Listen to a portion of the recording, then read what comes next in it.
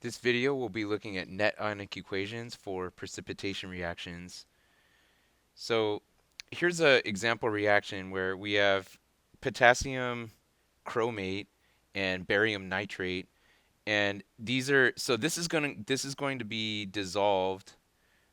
This is a group 1, and this one here is a nitrate. So you see the parentheses AQ, which means these are in solution. So all these ions are swimming around.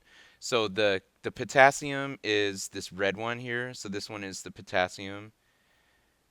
The chromate is this blob of 5 atoms. So you see one chromate and 4 oxygens. So these smaller red ones are the oxygens. The yellow one's chromate. So these right here are chromate ions. So those are CrO4 2 minuses. And then we have barium nitrate as our other reactant. So the barium are the purple ones. So this is going to be Ba2 plus. This is Ba2 plus. And then we have nitrate, which is a blob of these 3 atoms. So one nitrogen and 3 oxygens here. So these right here are the nitrates. Now, what you want to try to do is swap these ions and see if there's a potential precipitate that could happen, that could result. So what I mean by swap is if you take the potassium, so potassium was paired up with chromate as a reactant, so potentially potassium could pair up with the nitrate. Okay, so will this join up with one of these? Okay, and to answer that, we apply our solubility rules, where we know that group 1, and this is a group 1, and ammonium are going to be soluble. So anything that potassium tries to pair up with will be soluble in the after beaker. So this is our after there has been a reaction. This is before there's been a reaction. So I think what you'll notice is that since potassium is a group 1, that it stays solubilized, so it stays in solution.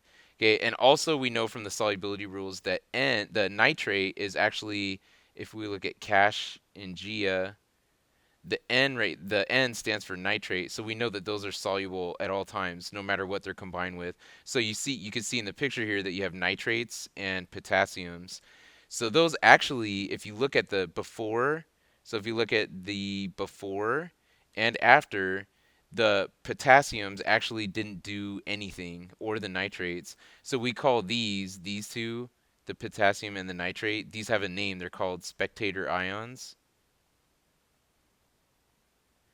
And to try to identify the precipitate, we again have to apply our solubility rules and look at the other potential product that could form by swapping the two ions. So by swapping, meaning we're going to take the potassium and see if it can bind with the nitrate. The answer is no, just from our solubility rules. The other possibility is barium and chromate. So we have here's our barium and here's the chromate, and it turns out, so we apply our solubility rules. This is not a group 1. It's not a group 1. It's not ammonia, or I'm sorry, ammonium. So it's not that, obviously. And so next thing we do is we look at our anion and ask, is this from from the Cashingia? It's not a chlorate, it's not an acetate, not a sulfate, not a halide, and it's not a nitrate. This is chromate. So barium chromate is insoluble. So I'll just write IS. And as you can see, the barium here and the chromate, they come together and then they're going to form this precipitate right here. So they'll stick together. I believe the color of this is actually forms a yellow precipitate.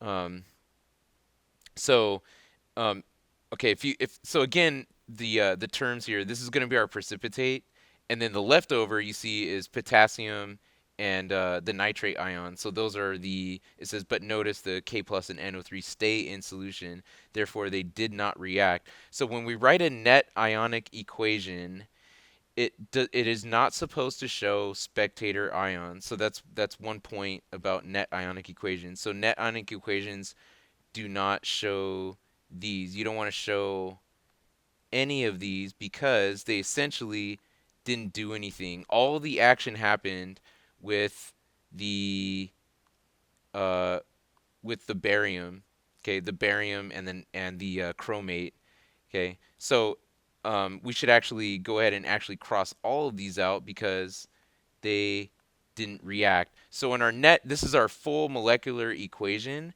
which is not totally useful. It's much easier to work with this. This is our net ionic equation. So we're going to write Ba2 plus CrO4 2 minus arrow, and then we write the intact compound, barium chromate. Okay, and we write parentheses S.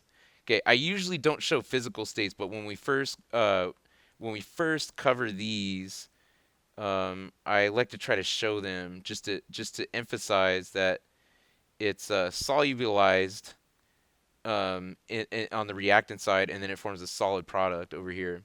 All right, so let's move on. So I have another picture here. So our complete ionic and net ionic. So again, I'm pointing out that the potassium and the nitrate don't do anything before and after. Okay, and this is where all the action happened. You had the solid. Um,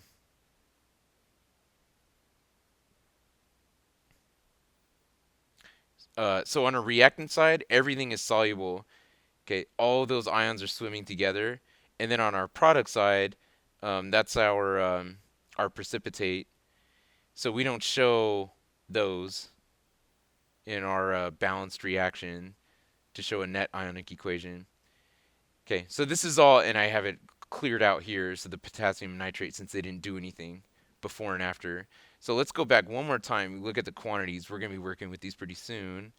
So we go back to this slide. So if we look at our quantities, we had one, two, three, four nitrate or four potassiums after, and we started with four. So even the quantities are exactly the same. Okay, let's move ahead. Move ahead one more time. And here's the actual reaction. So it looks like this would be the potassium chromate, okay, which is kind of like a yellowish. So this is the potassium chromate, this yellowish liquid, and it's added to a clear liquid. The clear liquid would be barium nitrate. Okay, and if you see this cloudy stuff right here, this is the barium chromate. Okay, and if you let it sit for a while, so it's going to kind of float around a little bit. If you let it sit for a while, it's going to all sink to the bottom and just form like this pellet, this giant pellet at the bottom. And then to extract it, you could pour off this, and then you could weigh this and start doing some stoichiometry about whatever question you might be trying to answer in a lab. All right, so a couple points about writing net ionic equations. Point number one, all soluble solids need to be shown as all soluble solids. Um, I should say, I should rephrase that. All soluble compounds should be shown as ions. They need to be written in ion form. And they are shown exactly how they would exist in solution. So, like sodium chloride. Okay, like when you're writing a net ionic equation, this splits up in water, so it needs to be represented like that when you're writing an equation. So you have to split it up when you write out an equation. Point number two are the things that need to be intact. So insoluble solids, gases, and weak acids need to be shown intact. So these do not break up into ions. So on our last example, just to give you an example, the barium was solubilized on the left on the reactant side, and so was the chromate because it was paired with a potassium. So those were solubilized, so we break those into ions. And but on the product side, it made a solid. So this is one of the key things when you're writing a net ionic equation is this you need to show intact. So we do not break up the solid. That's the whole point is it comes together and makes a solid. So other things like gases like H2, this will become more important later. Like Cl2, like we don't write those in ion form. Also, weak acids like HF is known to be weak. That needs to be shown intact. We do not break up hydrofluoric acid or hypochlorous acid. That's a weak acid. So we leave all those intact. But for now, just realize that we're going to be writing our solids need to be stuck together like that. Okay, so this is kind of like the long way. This is the only one I'm going to do like this, probably the whole year. The rest, I'm going to just go straight to the net ionic. I'm going to read this and go straight to the net ionic. But for this, just for teaching purposes, I'm going to go through and write the full molecular reaction, and then I'm going to write the balanced overall reaction showing all ions, even the spectators, and then I'm going to cross out the spectators and then write the net ionic equation. So here is the full molecular, so lead, nitrate, and potassium phosphate mix. What you could do is if you're uncomfortable reading this and going straight to the compound, so I could, you know, I mean, hopefully you can. You could just read lead 2 nitrate, and that 2 means it's a 2 charge. You know what nitrate is. Okay, and this is supposed to be aqueous, and that's what's wrong, kind of wrong with the full molecular, and why I don't like to write these out. But it does kind of show you what happens step by step. So if you're uncomfortable going straight from this straight to this, then you could just write out, just for scratch work, you could write out the individual ions, and this might be helpful to you before you um, get a little ahead of, maybe perhaps get a little ahead of yourself and write the compound. But if you're fine with it, then go for it. Okay, so potassium is a K plus 1 and phosphate is PO4 3 minus. This so these two will make that, and if I crisscross those, I will get this K3PO4. Okay, these are both soluble. We have a nitrate, even though it's lead, we have a nitrate. All nitrates are soluble. This is a group 1, so group 1s are always soluble. Next, we want to, it says swap the cation anion to get the of the reactants in order to write the products. So the PB will combine with the PO4. Okay, and now that if we have our little ions here, now it's easy if they're written out. Um, but hopefully, I mean, hopefully you could do this in your head. So the PB3 parentheses PO4 2 plus KNO3. So the other two says swap the cation anion. So that's what I just did. KNO3. Okay, that's AQ. So we need to know our solubility rules. We know that this is group 1, so stays solubilized. That's going to be our spectator. This is not a group 1. It's not ammonium. And this is not from cation. This is phosphate. So this is our precipitate. We're going to write parentheses S for precipitate. Step 2. So this is our full molecular. Is this? That's our full molecular. It's not balanced. So that's the next thing we have to do is balance the overall reaction.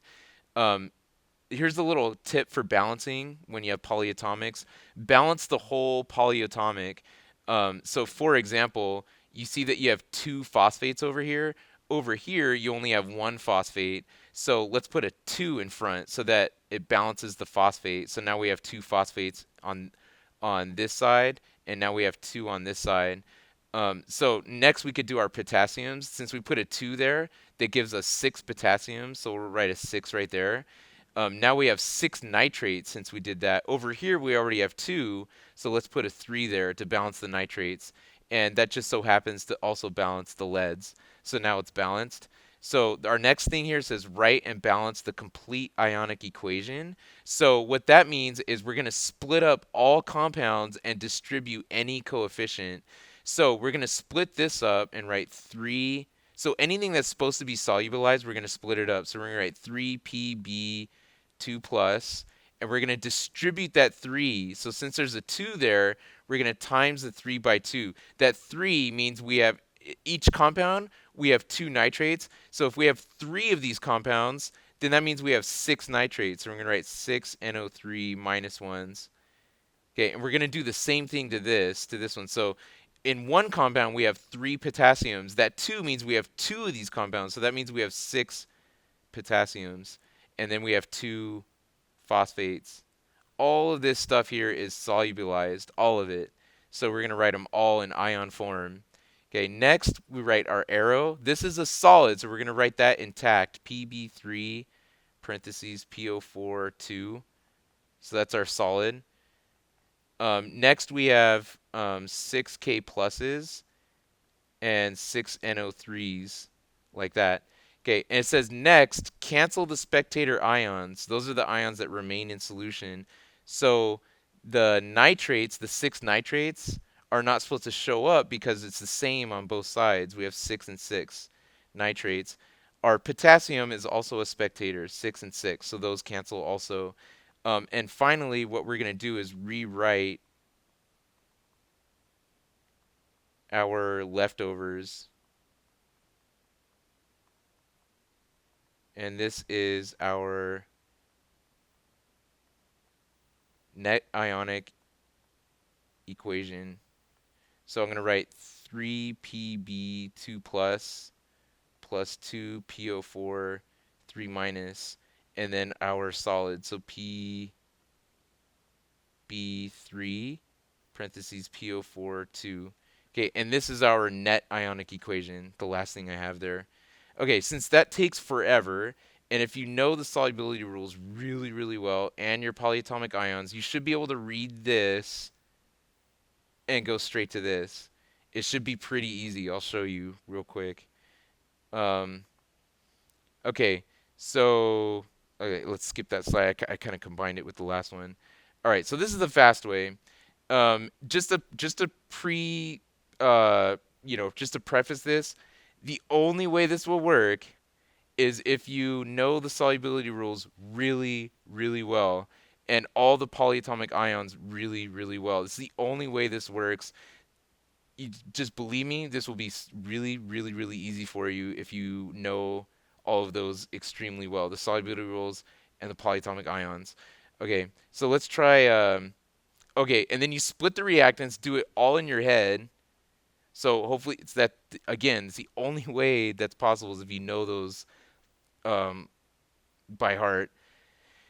So you split the reactants in your head. So you have all those ions, all four ions in your head with correct charges, correct symbols, elements, all that. Then you swap the ions to see the potential precipitates. Do that in your head too. If there's a precipitate, write out the formula. Then write the reacting ions on the reactant side. Balance it. Then you're done. Then you're ready to do some stoichiometry with the question. So let's try that on the your turn. So I'm gonna try that with this. I'll do the first three. I'll be doing those, and then for a lesson check, I want you guys to try D through I. So for the first one, ammonium sulfate. So we have our ammonium, and we have sulfate, barium, and nitrate. This should actually be done in your head if you want to do it really fast. So our barium, so the nitrate and the ammonium is one potential mix. That's not going to make a precipitate because that's a group 1 and that's a nitrate. So now we look at the other two and we have barium and sulfate. So this one, that's not a group 1 or ammonium, so this is potential precipitate, and this is not Cashingia. So this, actually it is Cashingia. It's the S, it's the sulfate, but barium happens to be one of the exceptions. So I'm going to write out the um,